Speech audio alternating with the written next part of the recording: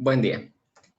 El día de hoy les voy a explicar sobre los servicios de streaming y cómo se han visto afectados durante la pandemia del COVID. La investigación que hemos realizado nosotros, el Grupo 7. Cabe destacar una cosa, y es que las fuentes de información que hemos usado son sitios como Mentino o Finanzas.com, que nos han permitido tener una visión tanto del Ecuador, así como en ciertos datos que Spotify o Netflix no comparten por confidencialidad, los hemos visto desde la perspectiva latinoamericana. Ahora, ¿qué ha sucedido con la demanda y la oferta? Pues bien, tenemos el escenario previo a pandemia, es decir, en el periodo de diciembre del 2019 y enero del 2020. Netflix y Spotify tenían 5.6 y 3.6 millones de usuarios respectivamente, hablando de nuestro país. Por otra parte, Instagram y Facebook, que son redes que también permiten la opción de live stream, tenían 3.1 y 6.3 millones de usuarios respectivamente. Tenemos por último a Twitch, que es una plataforma de streaming para los gamers, que ocupa aproximadamente 0.19% del consumo de Internet. ¿Cuántos usuarios realmente consumen Internet en nuestro país?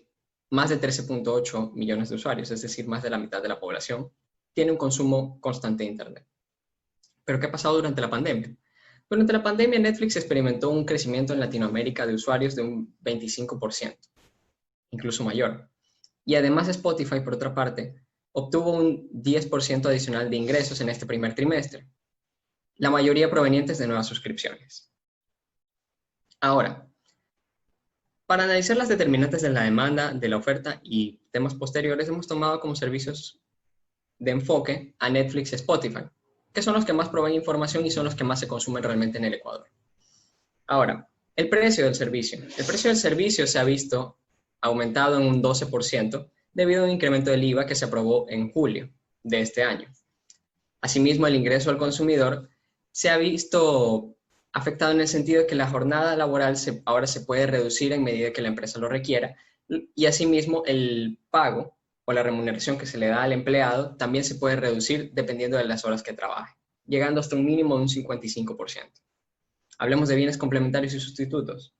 Los bienes complementarios siempre se mantendrán como los dispositivos móviles y la conexión a Internet, pues son vitales para poder utilizar estos servicios. Para Netflix, los bienes sustitutos vienen dados en dos directamente. El primero, la televisión paga, que ha perdido terreno durante estos últimos años, sí, pero durante la pandemia ha decidido bajar sus precios de suscripción para ver si así recupera parte del terreno perdido. Tenemos también el cine, que está próximo a reabrir y que siempre está ahí latente con estrenos y que le hace una competencia vital a Spotify. La radio FM. La radio FM y Spotify tienen un nexo constante, pues realmente no todos los usuarios deciden suscribirse o escuchar podcast, sino que en lugar de eso prefieren utilizar la radio sin tener que pagar rubro alguno. Las determinantes de la oferta. Ahora, directamente la competencia de Netflix en plataformas en línea está dada por dos en el Ecuador, pues Disney Plus no está disponible aún, que son Amazon Prime Video y Apple TV. Veamos la elasticidad y cómo hemos definido el bien con mis compañeros.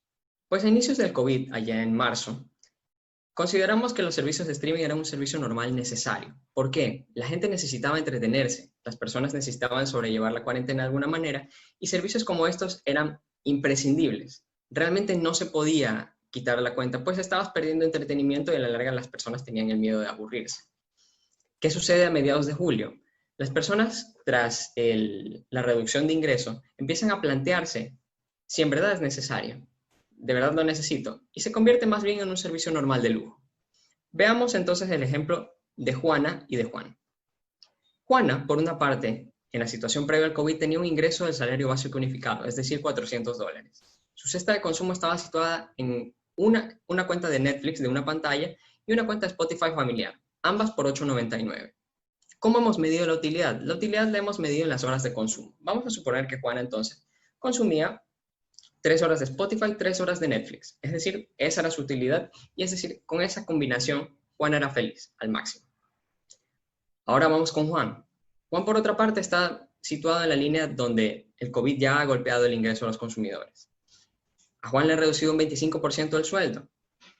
Juan tenía una cesta similar a la de Juan antes del COVID, pero actualmente Juan tiene que enfrentarse a la disyuntiva de a qué servicio prescindir. Vamos a suponer entonces que Juan consumía 4 horas de Netflix y 2 de Spotify. Al tener el mismo costo actualmente con el 12% de impuesto, Juan decide entonces prescindir de Spotify, pues realmente no puede mantener ambos servicios y se ve en la obligación de elegir el que más utilidad le da. Y como hemos citado antes, las horas felices son nuestra utilidad total. Por lo tanto, elige Netflix. ¿A qué viene esto? Viene dado que en el horizonte del tiempo, las personas empiezan a plantearse si en verdad necesitan todos estos bienes que actualmente los hemos definido como servicios normales de lujo.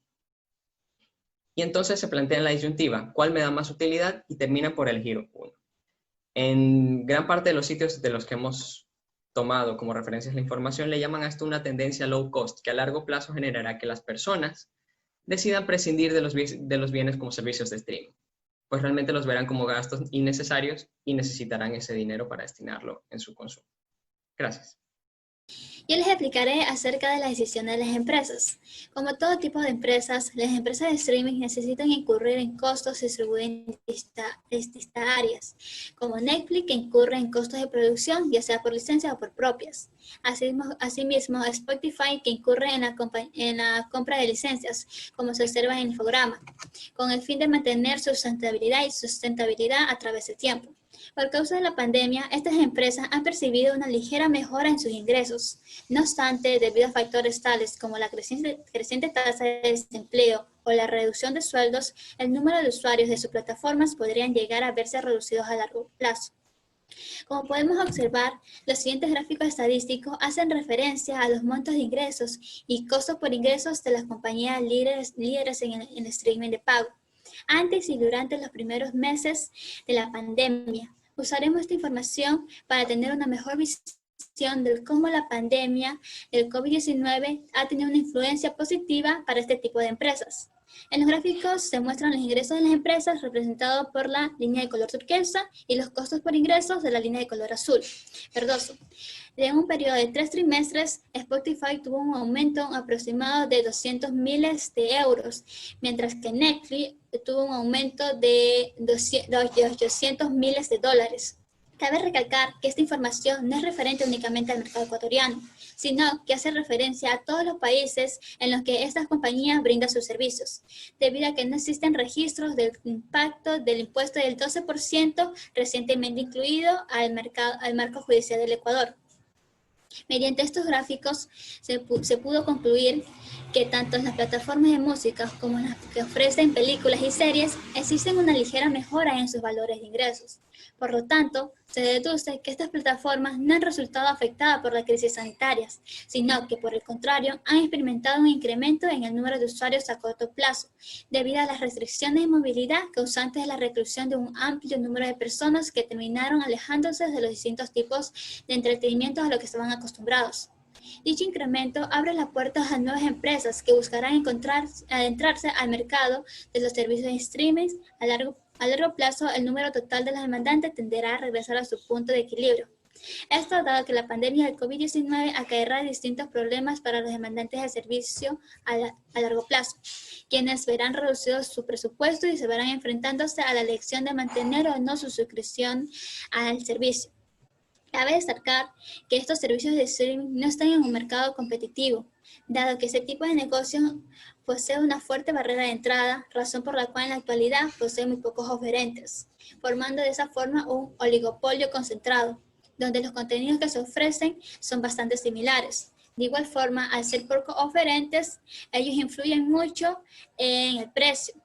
Gracias.